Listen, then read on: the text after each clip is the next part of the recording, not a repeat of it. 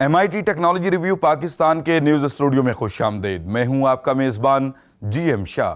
News round up کا آغاز کرتے ہیں۔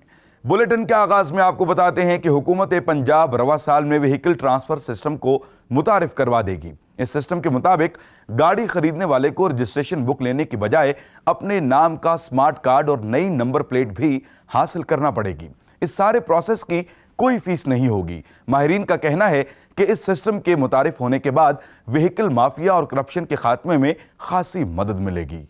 اور اب آپ کو بتاتے ہیں کہ ماہرین نے پانی کے اندر استعمال ہونے والا سمارٹ ہیلمٹ تیار کر لیا ہے۔ اس ہیلمٹ میں ڈرائیورز آگمنٹڈ ویژن ڈسپلے کا نظام نصب کیا گیا ہے جو پانی کے اندر ہونے والی ایکٹیویٹیز کے بارے میں ٹیکسٹ میسیجز، ڈائیگرامز اور ویڈیو جیسی معلومات کو حاصل کرتا ہے۔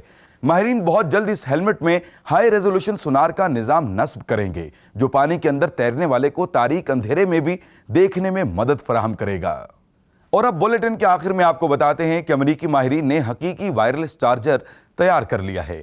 یہ چارجر 9 میٹر کے احاطے کے اندر چارجنگ کو فراہم کر سکتا ہے جبکہ یہ ایک مرتبہ میں 32 ڈیوائسز کو چارج کر سکتا ہے۔ اس کے علاوہ اس چارجر کا اپنا پورٹل ہے جو ڈیوائس کو ضرورت کے مطابق چارجنگ خود بخود فراہم کرتا ہے۔